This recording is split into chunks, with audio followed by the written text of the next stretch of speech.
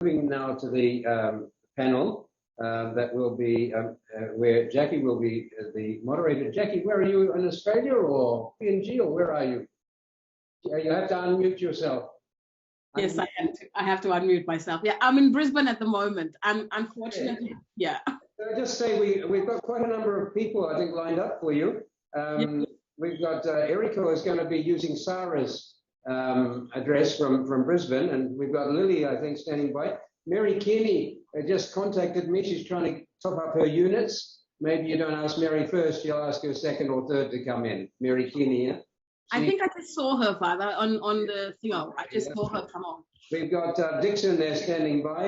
And Isi and Anton Lutz, and I'm not too sure if Gary Buston or Ruth Kisam will be available or not. But anyway, I turn it over to you now. You've got an hour.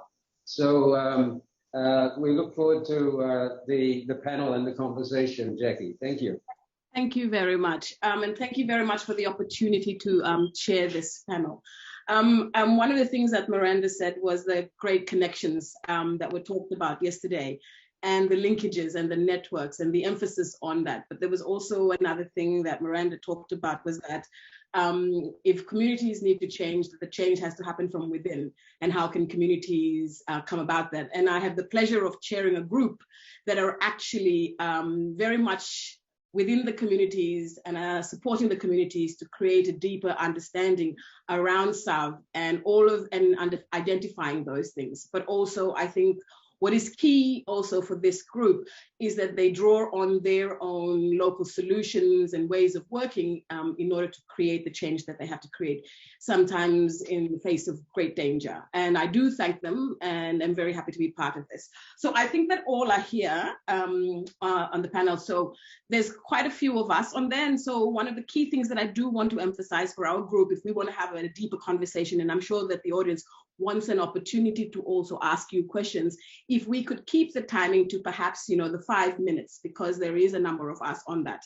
And if we can do that one, and I'll come in and also possibly maybe come on board and say, to maybe conclude it and interrupt slightly, if that's okay. So just flagging that earlier on, but we will start with the first one. And I think, Mary, I just saw you online. Are you there, Mary?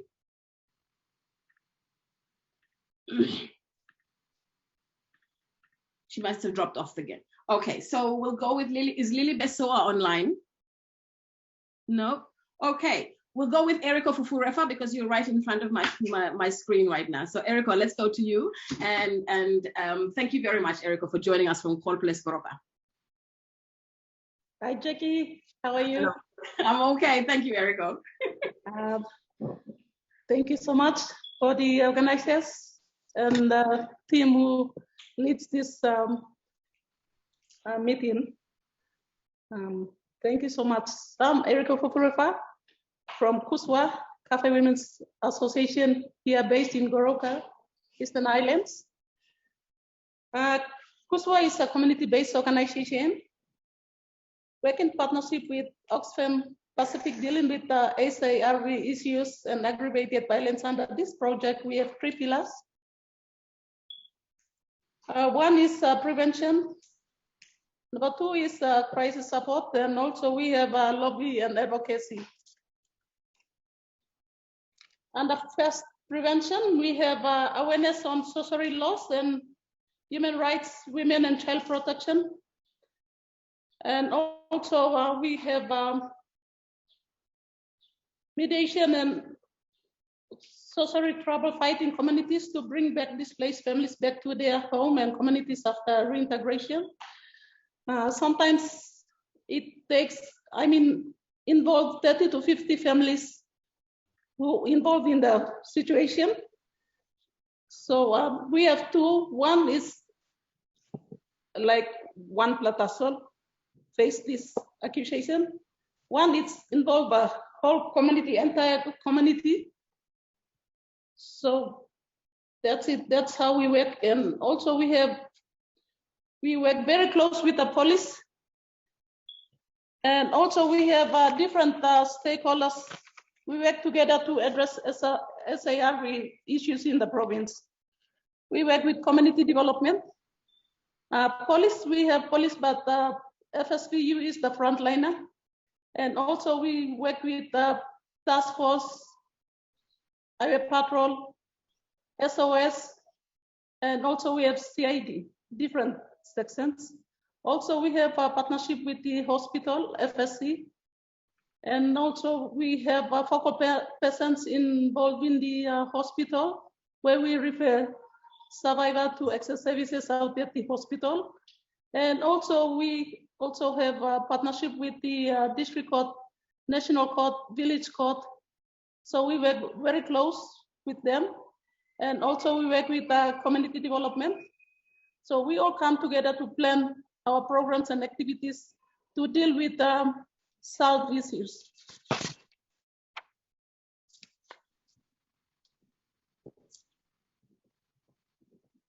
Okay. Firstly, under prevention, we have this awareness program. We use different tools. Sorry, there's an airplane there, so I'll wait for a while. We use different tools during awareness. We have law toolkit, and then we have Enough Now campaign. We have healing programs. Then we have awareness that we go out in the communities to talk about human rights, rights of women, children, and yeah, we talk about loss. But loss, the police go and talk about loss, but we go all together to the scene to do awareness to the people in the rural communities.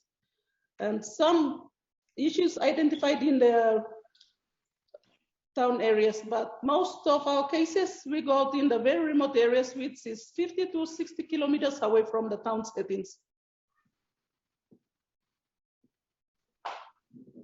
And then in this program, we also have RNR. RNR means rapid response. That is the police who take lead to go and respond to women who nearly killed and who nearly fight. We organize police to go out in the very remote areas to rescue women who are at high risk. So that's the area that we really need support from the government. Sometimes we go out and we don't have funding. So so many women are killed and people are killed in the communities with children, or some children are also affected. And the second pillar is the crisis support. Also, KUSWA have funding available for health care for the survivors who have affected from sorcery. And then also we provide safe accommodation for the survivors, and also provide food rations for the displaced survivors who sometimes don't have shelter and they don't have food because they are displaced. They go to a new location where no food and no houses there because their houses were burned down. We provide canvas and nail, saw, hammer to build their temporary house. So these are some of the support that we support the SARV. And also even we support the paralegal support, do case management for survivors to access court system. That's number 2. Number 3 is lobby and advocacy. We conduct stakeholders meetings. Also, we attend meetings at the national and provincial district and presenting what KUSWA is doing. So from there, they can, the MPs and the district provincial level, they can understand what work KUSWA is doing, and then they can provide support like resources, like support in terms of resources and funding. When we don't have funding from our partners or donors, they come in to support. So these are some of the work that we do. Also, we do peace mediation in the communities. Like we go and there's some focal person that we really work with. They come and report to KUSWA office, or they come to the police station. So when the case is reported, the police come to Kuswa or Kuswa go to the police station, and we sit together and plan how we can go and do the rescue up there. And then also we can do the peace mediation out there to bring the people and give them information so they can come together to reconcile and do the peace, do agreement and sign IPO so they can stop fight during those locations. So the other thing that we do is we normally, when the women is at high risk, the police go there to rescue the women back to Kuswa, and Kuswa provide health support and then also safe accommodation for the survivor. Also, we do counseling. Great. Eriko, in the last few minutes, perhaps, you've given us great information around the ways in which you're preventing and working with local communities to address SARV. So maybe the last 2 minutes, you can talk long. What are the kinds of changes that you need in order to support the work that you are doing with CAFE? Okay. I think we really need a district and provincial government to need support to counterfund HRDs, and local groups already working on the ground. And number 2 is establish toll-free numbers at the police stations to respond to SARV, and then need funding for police and capacity building for HRDs on security, and also more funding on law toolkit on SARV, because this tool is also helping a lot to change behavior change for the youths and the leaders in the community. So we need more funding on that. And the other thing is agent extent funds to be available to support R&R activities. And also we need more policemen and women to be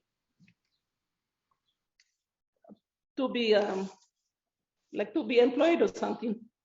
And then we should have also gender-based violence desk in the hospitals and the police stations. So when SARV cases come through, there's special different people dealing with the issue, and they must have capacity. So when survivors came to access support, they go direct. So these are some of the challenges that we have. And also I appeal to our government and our provincial district MPs to fully support this program, because I have a very strong MP in one of my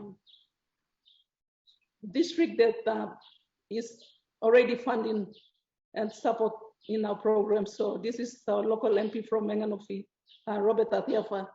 So he also supports the vehicle for Kuswa to go and rescue and do more awareness in his districts. In Menganofi is a red hotspot. That place is called SRV. I think 42 to 43 peace mediation have been done already. And then he's also supporting police fuel and Kuswa's fuel to go out in the very remote area, involving his DDAs and all these councillors and ward councillors to go in and address the issues in his district. So he's the only member that I really appreciate his work in the 8 districts of Eastern Islands. Is one, and also Opera Wanenara is still coming forward to invite us to go into his district to work with SARV, and also our programs go through 8 districts of Eastern Islands. So I would like to ask if other 8 MPs can work like our local MP from Menganofi. They can work together to share information and resources to the HRDs and also the organizations who are dealing with the SARV issues in the country and the provinces. Thank you so much. Thank you very much, Eriko. Yeah, and I think some of them can be put into the committee that maybe Miranda is talking about, some of those suggestions, and I'm not sure, the Parliamentary Special Committee meeting. But thank you very much, Eriko, for sharing that. And I think the peace mediation strategies that you're doing and working with that and educating the communities are very key in terms of strategies that are there. So I'll move on to the next one. Shall I try Mary? Mary Kinney, are you there? Yes, I'm done and I'm waiting. Are you in a spot where you can receive reception? Yes, I'm outside. Very good. So Mary, we have maybe say 5 to 10 minutes only, and I might interrupt you when you're chatting. So if you can start, that would be great. Thank you very much, Mary. Okay, thank you. My name is Mary Kinney, and I am the Highlands Women Human Rights Defenders team leader.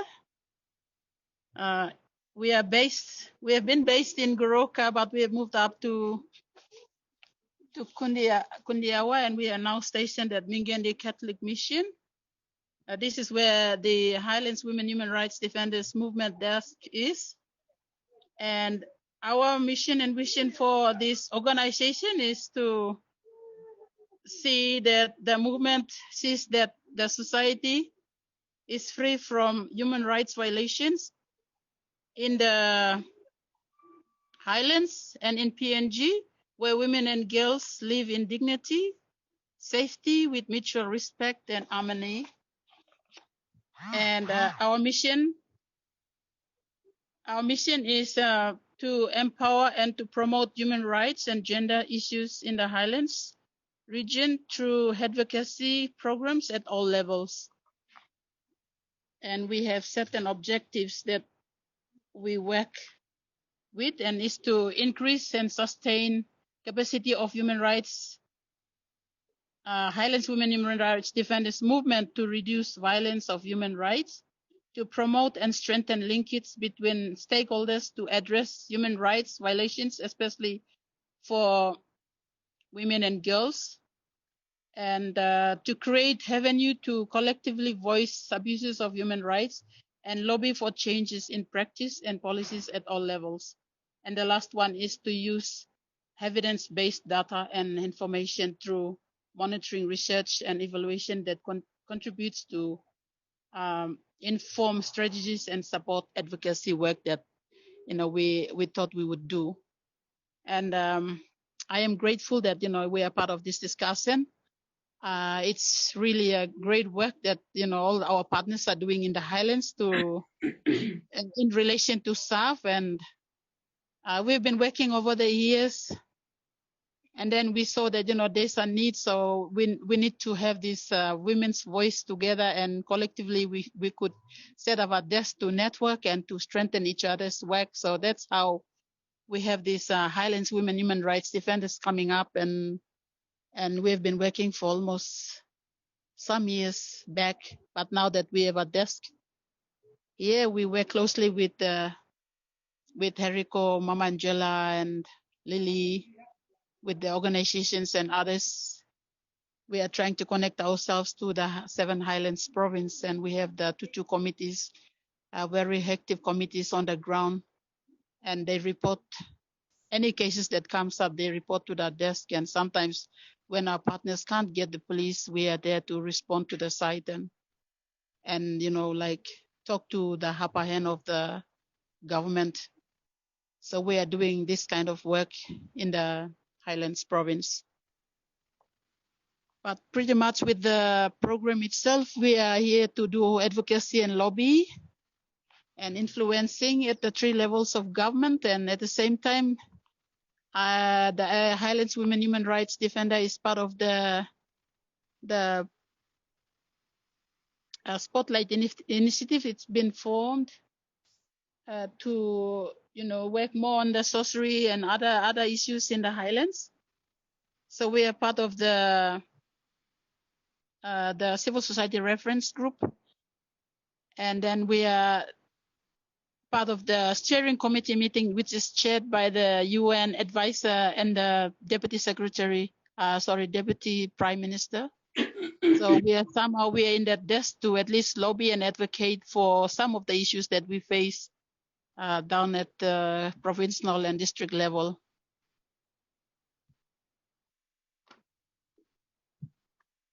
Yeah.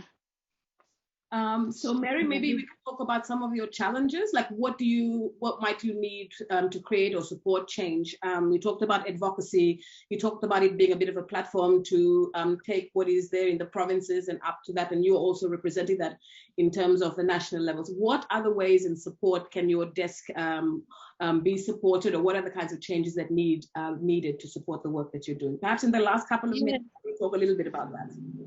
Yeah, thank you. As Eriko have shared, and I've listened to it, and this is some of the very great challenges that we have with our partners on the ground, and she has come out clear. And with others, I know they'll still mention the same thing. But the bigger problem that we have is, like when we are trying to respond to the site and request some funds from our partners, then, they have system and process in place. So we are not there immediately within 24, 72 hours, but we struggle a little bit. So I think that bit of this agent accent basket, I don't know where it's going to come from, but we need to have it created within the Highlands Women Human Rights Defenders desk, where we can source some funding and have it there where we can, when our partners call in, we can immediately respond to the site, and they will have this thing on hand. So it's better for them to respond within 24 hours rather than waiting, and it takes time, and we overlap our cases, and some are already dead when we are trying to respond to the site. So the agent accent basket, it's good for us to at least communicate and lobby at the national level as well for this GBB secretariat to set up a agent accent basket within the government. And also, it can be trickled down to where we are working. So, we respond to the site quickly. And it's been always a struggle that, we don't have resources, but we always think of people's life, and we find ways and means to go. And we are thankful that, we have some partners like Oxfam and UAHF and others where we work and we respond to the site. And when we are trying to, bring all the parties together, Highlands Women Human Rights Defender is always, trying our best to, seek funding elsewhere to at least have this case conferencing and high level of mediation. But bringing people together to one location it's expensive, and it involves resources. Yeah. So these are some of the things that, we need to have it on hand, and traveling up and down the highway in an open PMV, trying to visit the 7 Highlands province, we always risk ourselves traveling up and down to visit our partners. So we don't really have a vehicle or something to travel, and I feel that it's something that we can lobby to our MPs or the government of the day to at least see all these things that we are traveling and trying to rescue people and bring them to the site. Great. The organization needs to have a vehicle. I think it's about time. We've been working over the years. Yeah, thank you, Mary. Perhaps to conclude it, one thing that you think is working, given where you are at, and what do you think is one of the things that have emerged or is working because of the network that you have in the Highlands or the reach that you have into the government? What is one good thing that you might see that is coming out of all of this? A good thing, a positive thing? I think I should mention too or something. We've been lobbying and working for a long time. But one of the challenges that I should have mentioned is the setup of the Human Rights Commission in the country, where we've been pushing right through, and it's not working. It's stagnant for sometimes. We don't know the status of the report, and that has to come up clear. And when we have this Human Rights Commission in place, then I think it's gonna be helpful at different angles. And the other thing is the case conferencing that we have, and it's working very well. Is one's case is everybody's business, and when we have one case and we have a call to the Highlands Women Human Rights Defenders desk or somewhere, then we facilitate to at least bring the parties together to bring people back into the community, and we at a milestone that we reached out with the Womatna case last time, that we brought 20 people back into the community and give them or serve them with the IPO, and they signed and they felt that, it was something that the presence of the government and every stakeholders were in the community, and even the defense force, the police, the lawyers, human rights defenders, and different groups of human rights defenders from Tari, like Henga, Juaka, everyone went down, and it became one case was everybody's business, and that case conferencing was very, very successful. And I thought we should do more of this kind, but in the future, I think we should just bring these people back into the leaders' hands and tell them to sign the MOU agreement or the restraining orders, the IPO, and let them be there. And, they need to take care of their people and see that, the thing that they've been doing is not right. Good. So this was one successful case that we did it last month. Thank you. And it should be more of this. Yeah. And, like the toolkit there's Erica mentioned, there's demand, and, we need to really spread out and deliver the information right down to the ward level and at all levels that, people really need the information to understand the law and everything and human rights. Yeah. Thank you very much, Mary, for that sharing. And I'm sure that there are other strategies or things that have emerged from the great work that you are all doing. And perhaps if we have time at the end, you might be able to share as well a lot more around that one. So thanks again, Mary. Okay. Thank you. I'll move to Gary and Ruth. Are you both sharing this, or is it just one of you that is speaking? Ruth? Oh, and Gary, is it one of you that is speaking or both of you? We'll do tag team. Okay, great. Fantastic. So again, just 5 to 10 minutes, please, and I might interrupt when it comes through. Thank you very much, Ruth and Gary. Thank you. Thank you, Jackie. Thank you, Sarah, Sarah Chapao and Eriko. Good to see your faces there. Lily, always a hero of mine. Mary Kinney, thank you.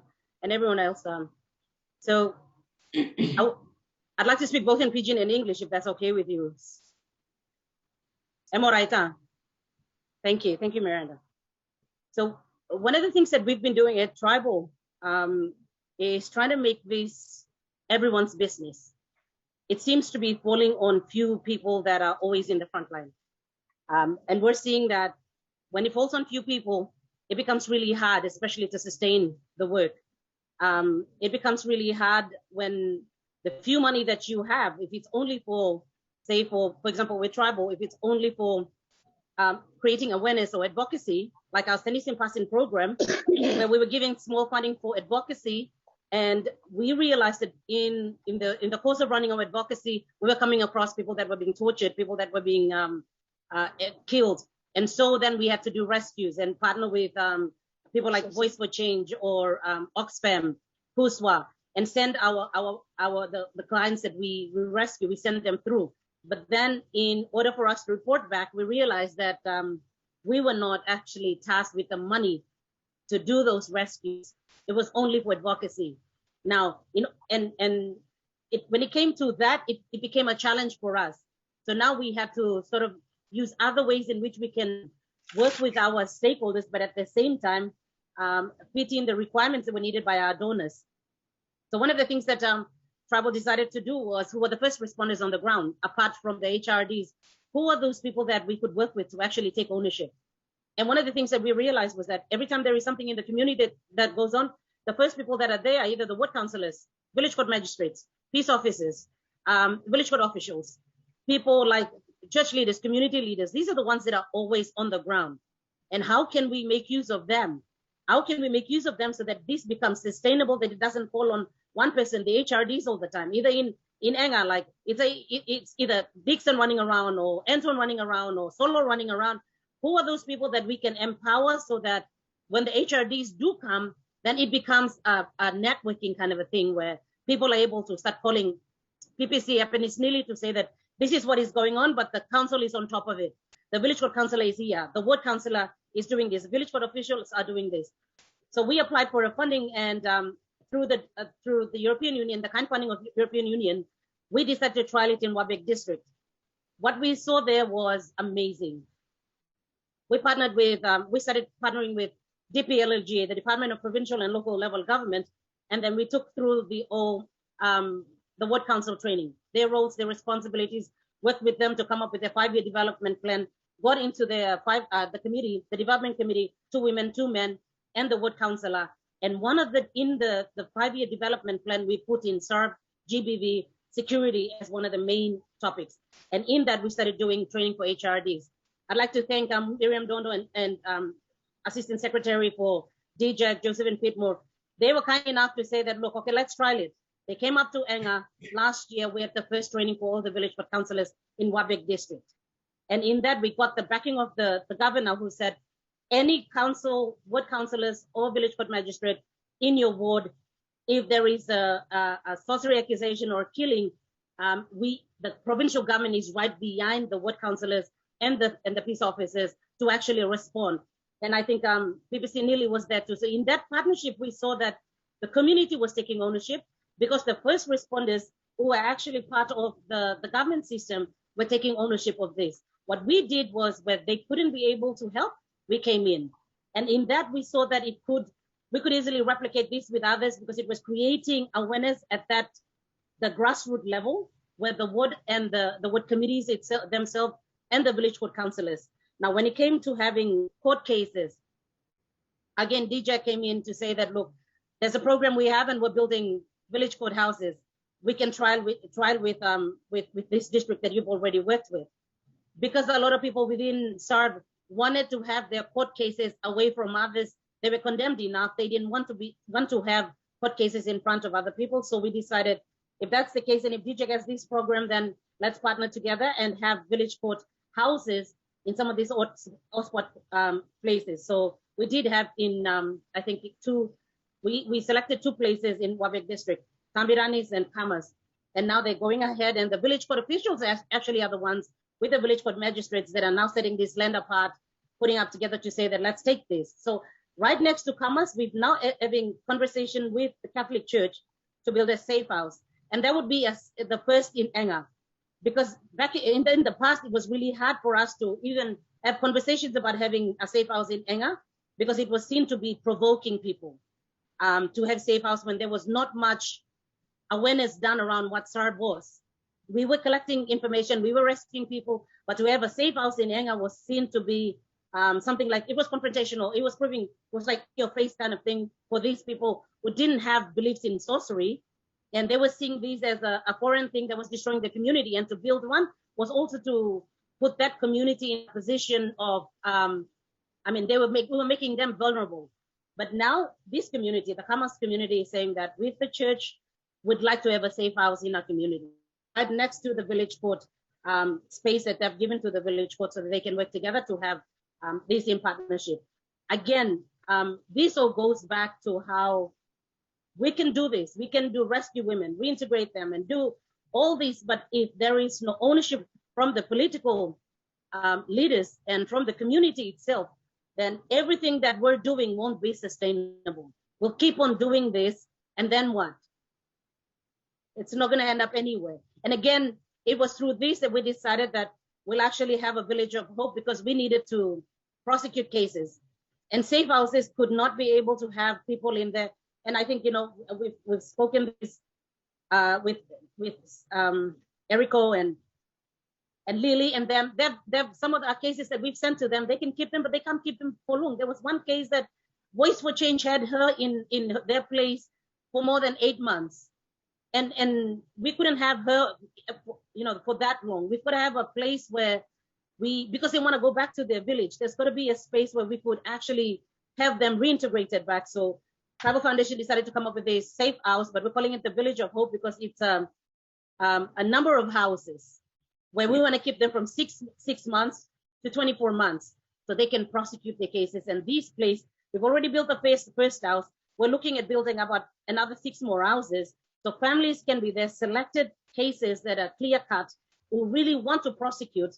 So we can have families there, and those they feel like if they prosecute, then their families might be in danger. We get those families too, so they stay at this place and then prosecute the cases, so we can have precedents. And I know Miranda mentioned this yesterday, that we've had 12 prosecutions, or was it prosecution or convictions? There's on average 12 people convicted of SARV each year. Okay, so 12 convictions. Now, again, it was my first time to hear this, but I was really glad that we have that. We need to make those available to others, because then it sets the precedent. And what we need to do is, because this kind of information acts as a deterrent going down to the community.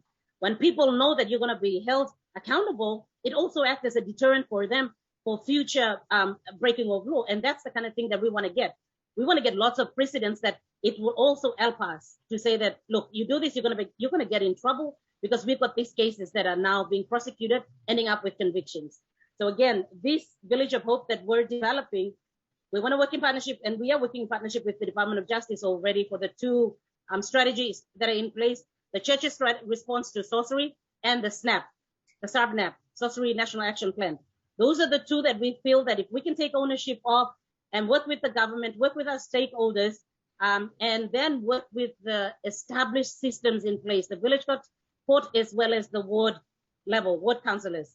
We can have them be the first responders, equip them, empower them, and build their capacity. Then it makes the work of NGOs so much easier.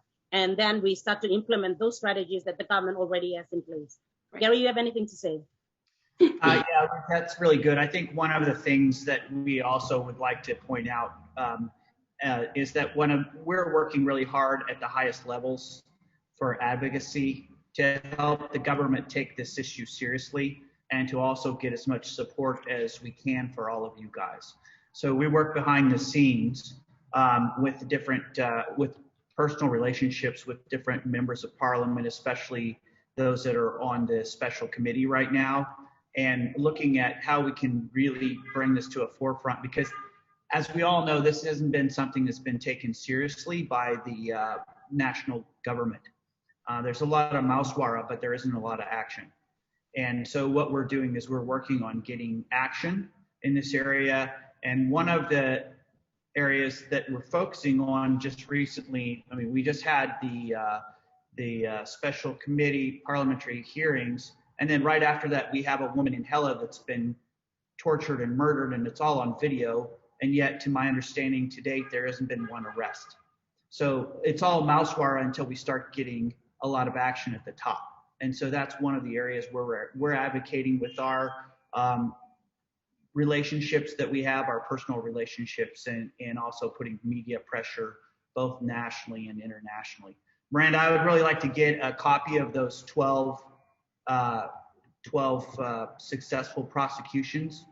We can push those out through the media. I think that would be very helpful for us, because that's something that was news to us. Oh, it's 12 each year. So there's been, there is a fairly consistent trend of cases coming through. But as you point out, there is just very little media awareness of them. So, yeah. So there was a case where 97 people in Madang were convicted. And yet when Father Philip's team did some research in Madang to find out what was the knowledge about those convictions, then people just didn't know about it. So I think that that's really identifying this as a major problem. But we've done an analysis of it, and I'm happy to share it. Thank you. Yeah, I think that's an area where we can really help to get those stories out, because of our partnerships with the media as well. And those are going to be critical as we're moving forward. The area that we're focusing at the high level is accountability, and make it those prosecutions. So that's an area where we feel like we're going to get a lot of bang for our buck, and where we can actually make a difference. Thank you. Thank you, Gary and Ruth. Great conversation there, and I'd really like to have it move forward, but we do have others that are coming on board. The other thing that I just wanted to mention is that there is a media panel, and Verena is chairing that, I think, later on today, and that might be something to also be part of as well, too, in terms of sharing and what representation and those kinds of things coming out. So I might move us over to Lily Besoa. Lily, are you there? Are you online? Yes. Maybe unmute, Lily. Yeah, there you go. Thank you, Lily. Can you hear me? Jackie, can you hear me? I can hear you very loudly and clearly. Thank you. Okay, good morning, everybody. Morning, Lily. Team of with me, and we would like to share some of what we are in relation to social accusations related violence. Otherwise, the change main focus to be when violence against women and help people, families, and communities to live a life free of violence. So that is our focus. We are now taking more on board the SARV cases and also the mediation, conflict mediation, and peace building. That's what we are focusing on. Some of the services with regards to SARV cases, some of the services that we provide, which the teams provide, is we rescue. We are part of the Highlands Women Human Rights Defenders movement, and we are working in different areas like what the other colleagues have mentioned. So on an individual basis and also with organizations, we have been successfully rescuing people and then be able to support them and get them out of danger. We are providing accommodation. This is one of the accommodation, a pilot accommodation, safe accommodation that we have set up with the community. And the community is able to provide accommodation to not only the SARV survivors, we are also providing like when survivors are coming in, we provide basic counseling. We also provide basic items, try to look after them, look for food that we also have some of them with the community. And I think some of the work that we do here is we are very much dependent on our family and our extended family. The strength and all the support that we get them from our family. And we also try to integrate them, work with collaboration, and a number of cases that we've been working with them, providing support to integrate them and the family and integrate into the communities. And we also now we are providing we are doing the protection orders for them.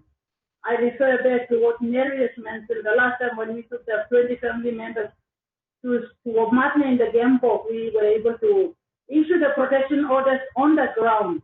And I was personally with the view that the people will not come, but the following week, 17 of them turned up at the district court. So that shows that things is possible if we work together, because we went with a lot of teams that we went together, and I think that created the impact, and we were able to get back the student, the school children, and then back into the school. Yeah. So this is what we are doing. We are also on the prevention side. Yeah, we are also doing the protection orders for them. We've got a legal officers here. We're doing the protection for them. And the other one is we have been doing helping the communities to develop their own community law. We've been working on that one. Also, we've been training our community leaders and our law enforcers and the police on training them on human rights and on women's rights and on laws that protect and promote women's rights. So, and on our some of our partners are the police and the Women Human Rights Defenders Movement Network. And also we have a lot more individual people they help, they call us, and then we do a plan to rescue people. And some of these people, they are the people that we have helped them. They want sort of help from which we think they're coming back. And if they see somebody in trouble, if somebody to be tortured, or if they are accused of sorcery, then they let us know that this is what's happening. So most of these people, once they got help from those routines. And we also, like when we integrate them, we also try to link them to our life skills training, and also our economic empowerment. Most of the people now that we have that's coming to our life skills training, our economic empowerment training are the survivors that we have helped them. We ask them that they should come back, and then we try to help them to get on with their lives with the life skills training. Okay, what I would like to say here is this is the job of the community development, and this is the job of the police, and this is the job of the government, and we are actually taking on this one. And to this, we would like the government to fund this, the civil society that we are working on it. We are working on this, and also we see that the police, the FSVU section needs to be properly funded and adequately supported, and they may take on the SARV case. They should take it on. take it on under this, or if not, take it, set up an officer or there to attend to this, to SARV case the cities coming. It is not only one person that is accused of sorcery accusations related violence.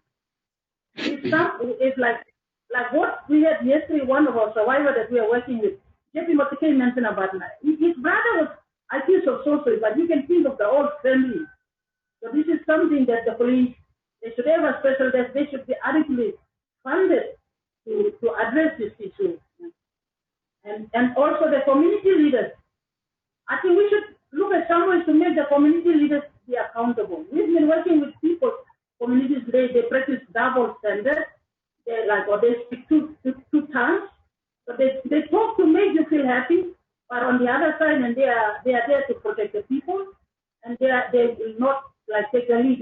Some of these things happen totally happening under the nose of the leaders in the community, and nothing has been done about it. The other is the perpetrators need to be prosecuted, and we have communities that they have been doing their working hard. And then the community needs strong leaders as well.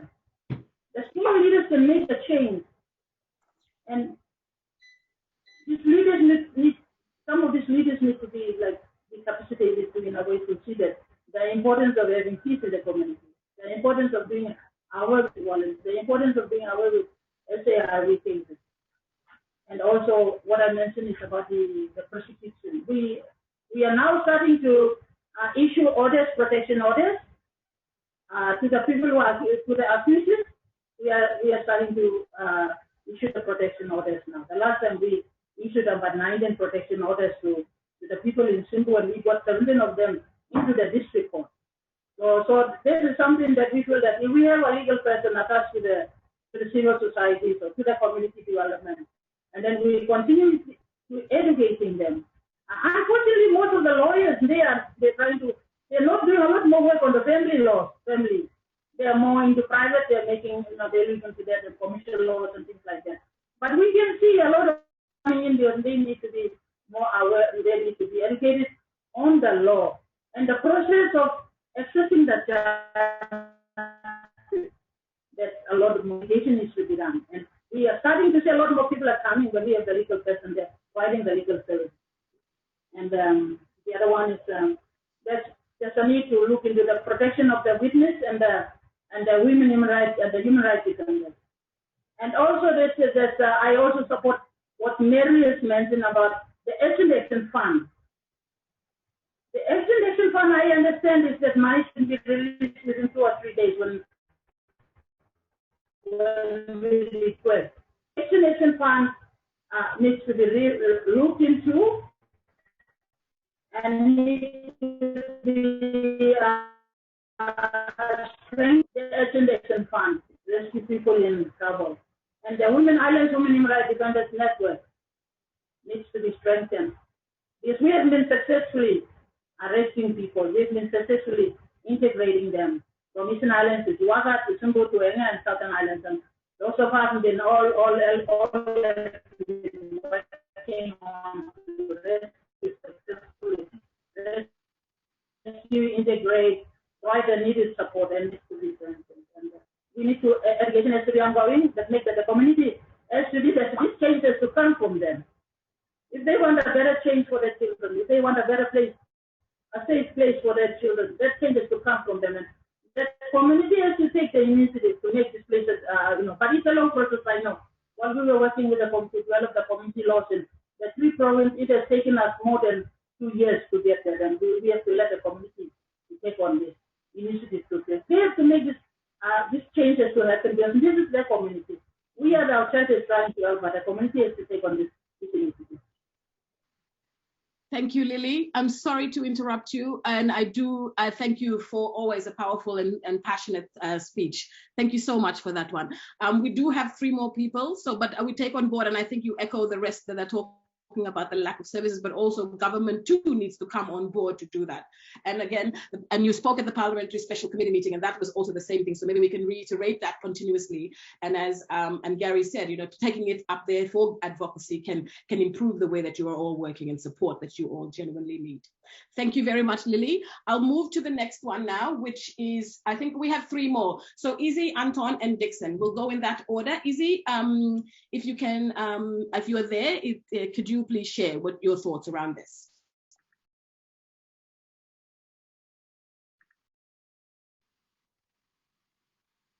Izzy has gone for coffee. Is it? I thought I saw him. No.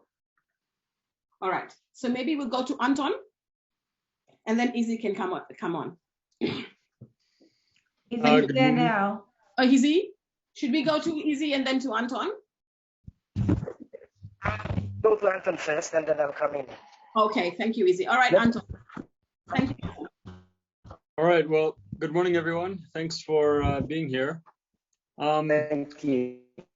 I think we're looking at two different kinds of human rights defenders. We have the human rights defenders that are all the way out in the communities, and then we have the image I have in my mind is the fingers on a hand, and behind them you have human rights organizations like what we've been hearing about all morning here, what Eriko and Lily and Mary and Angela, like all the work they've done. And then behind them, we have people like Pacific Women, and we have Oxfam that are like the next part on the arm. And behind them, we have, more and more organizations all trying to do the same thing. And yet on the ground in the village, we end up with lack of coordination. We end up with people who feel like they're doing this alone, that it all depends on them, especially in the most, I want to call out to our, individuals working out of, down in Kurubu and up in Tari, and, people who are basically off the grid, who are not connected to any of these organizations, people who are struggling to make a difference. And so this comes back to the idea of movement, that the Highlands Human Rights Defenders movement, that we all have to be part of this. And this, again, Ruth was talking about this, how this has to become something that all of us are doing, not as individuals who have to make this change, but as individuals who have to be part of making this change together. So that's sort of a paradigm shift that I think we need to start making. I was inspired yesterday when we heard about the participatory learning and action model that Dr. Nirmala Nair was talking about from India, that communities themselves own their problems and begin taking progress forward, I guess, and not waiting for someone to come in and do a project in their village. I think PNG is becoming this place where you wait for the MP or you wait for the NGO to come and give you a project in your village, and you don't do anything until then. Well, that's not a recipe for success. We have to continue to work with communities and encourage them to be empowered themselves.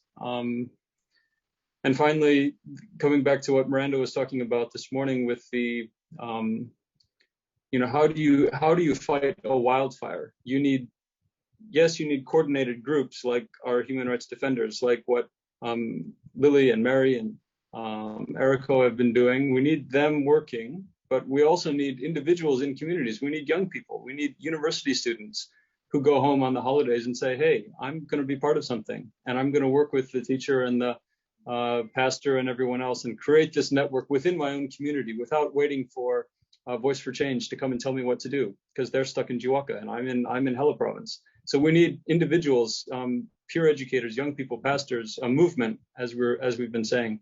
So just as for everyone listening, just like an encouragement, like you are part of this, like we are all human rights defenders. We have to be doing this with those around us where we are, in our families, in our communities. So hats off to the people who have built organizations around doing this work. It's incredibly important. And we have to do all of this together. But for long-term change, we need to change the mindset of a society that we are not doing this torture thing anymore. We're different. So that's my thoughts. Thanks everyone for all the good work, and talk to you later. Yeah. Thank you very much, Anton. I think the participatory action research that you talked about yesterday too. I heard about that one. And I think perhaps, your team over at Tribal are doing that as well as the others, and they're reflecting on it. And I guess the changes that we're seeing, I suppose, are part of that kind of reflection on the practice and then the advocacy. And I think that movement also is a very much a part of it. And you guys and this team and this panel, part of that shift and that movement towards creating change. So I'm optimistic. I hope everybody else is as well. Thank you. Izzy, I go over to you now.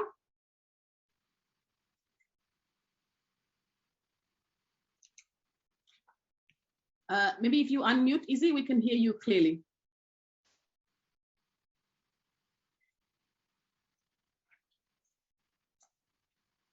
Thank you.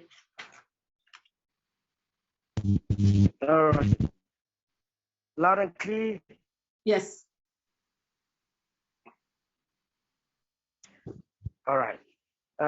First, I want to say thank you to the organizers for this conference, ANU and Divine Word University.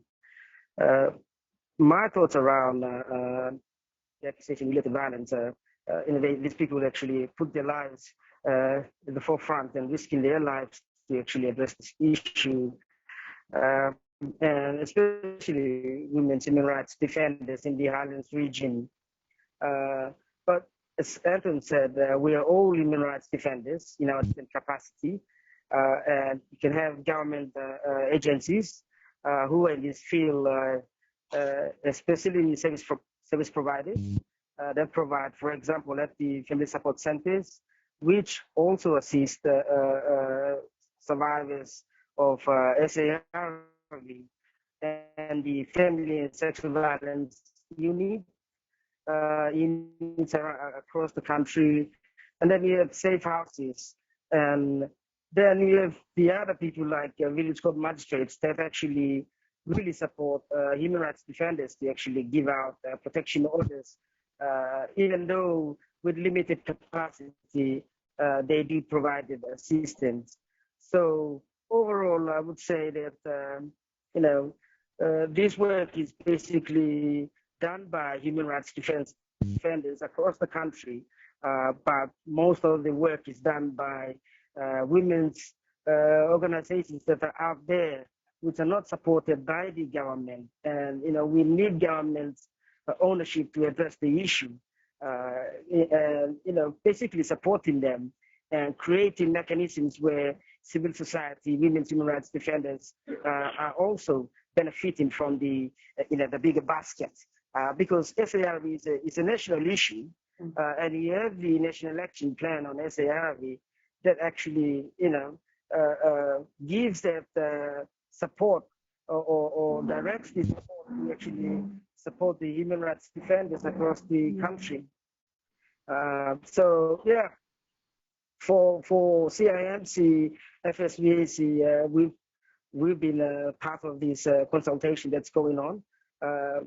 It's across the Highlands region with UNDP, Department of Community Development, and also RPNGC and Chimbu, Jiwaka, Western Southern Islands. And basically what we want is to establish the GBV secretariat at the provincial level so they can actually coordinate and support issues around gender-based violence, including ARV.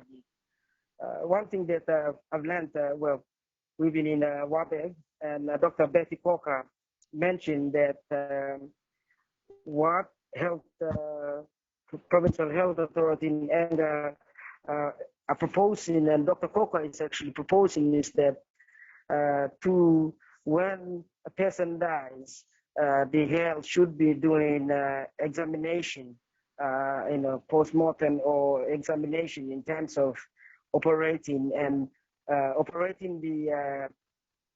the deceased, so that there's a proper medical reports written to show that the person has died of health complications or health issues, rather than writing unknown in their death certificate, which can cause suspicious around social accusation. So yeah, anyway, that's all I can comment. Yeah. Did I lose Izzy or has Over he to you, finished? Jackie. Okay, thank you very much, Izzy. And for CIMC for always being there and participating in this. And perhaps one of Erica's suggestions there is to have a second desk at the hospital. Yes, I finished. Something that Sorry. You're finished. No worries. Thank you very much, Izzy, for that. We'll go on to the last one now, which is Dixon Tanda. Dixon, are you online?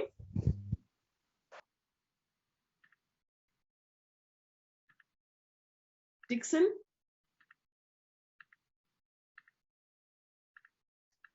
He's in Hagen.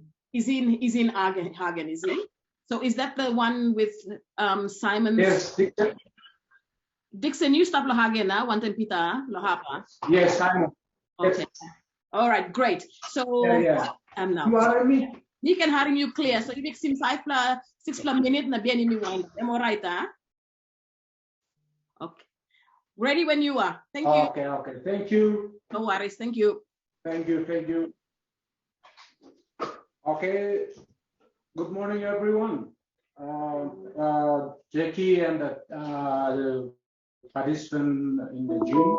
I'm Dixon Tanda from Manga, representing the Catholic Diocese of Wabe.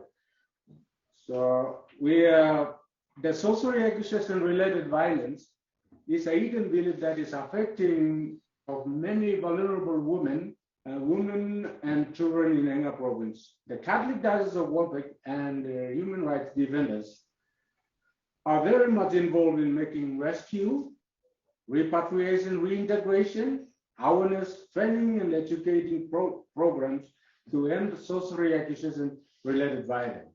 The church aim is in line with the government strategy through prevention measure of incident of SARV and assistance to rehabilitate of SARV victims. Particularly for this year, I have 6 cases reported, and one was dead and others were rescued and they were repatriated to some safe places.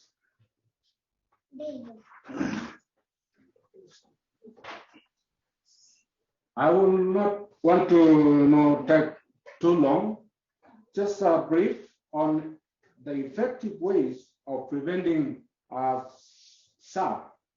First, the effective way of preventing or assisting the victim of SARV is to issue preventive orders before or after accusation.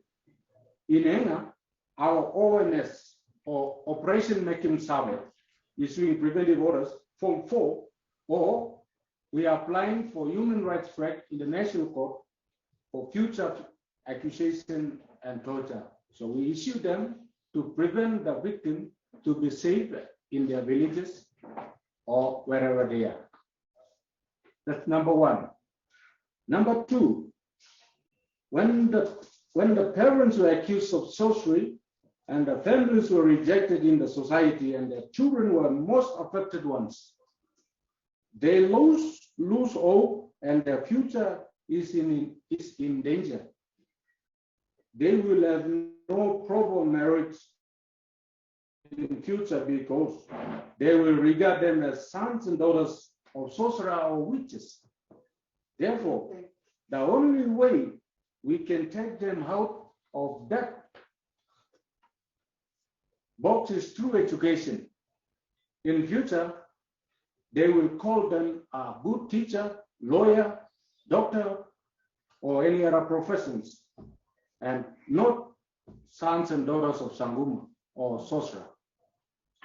Therefore, I'm my own family taking care of some victims to give opportunity for the kids to be educated, and they were at school, attending grade 9, grade 3, grade 6, respectively.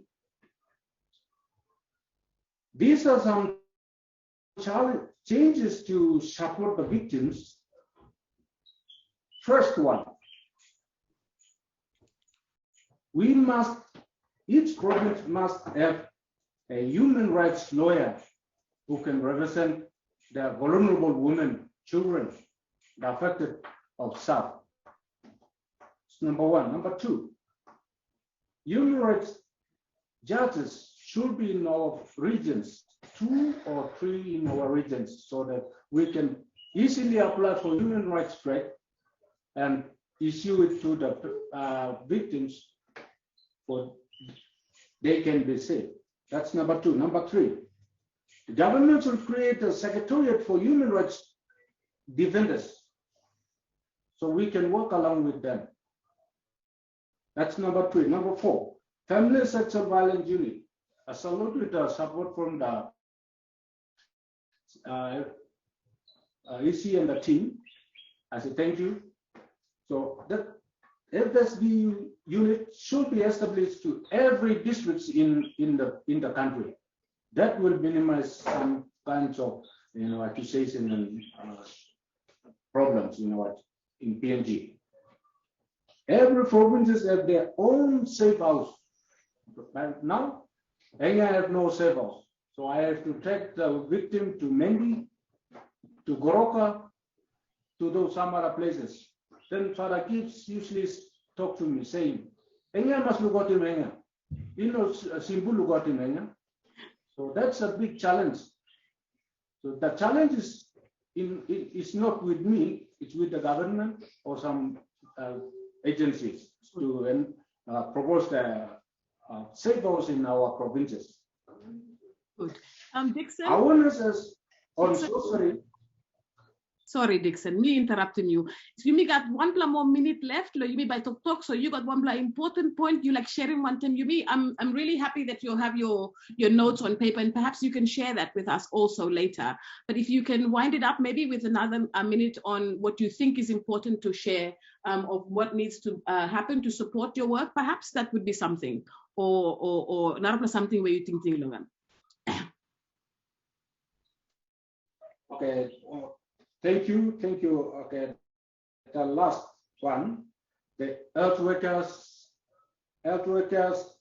and government agencies like police, they have to do their job to help or support the victim free, but not charging them any fees. Yeah. That's a big challenge we have in right now, because some survivors or victims, they have no opportunity to look for any means and ways to get support from financially support. So the government agencies should give them opportunity to access to the government services. The government services is free, not buying or not selling. Government service must be free, and that access, the survivor must be access to those government services. Thank you. Thank you very much, Dixon. And that was an important point that I think Lily also raised at the Parliamentary Committee as well too, is this payment, that also restricts survivors from having access to justice. And I know that good story or thinking go down the community, good that those are important points to raise there. So thank you very much, Dixon. I would like to thank Mary, Lily, Erico, Gary, and Ruth, Isi, Anton, and Dixon for a rich presentation across the various different things that have happened, what you have found effective in preventing SARV and what you have done in order to assist survivors as well too. But I also like the sharing about what needs to change and what kinds of things that need to be supporting the work that you do on the ground. So thank you very much for allowing me to be part of this panel. Father Gibbs, thank you so much again, everybody. Thank you very much, Jackie. That was a very interesting session and quite an intensive session too, with some very good points that came up. We can review that chat file later too, where a lot of good points are coming up as well. So now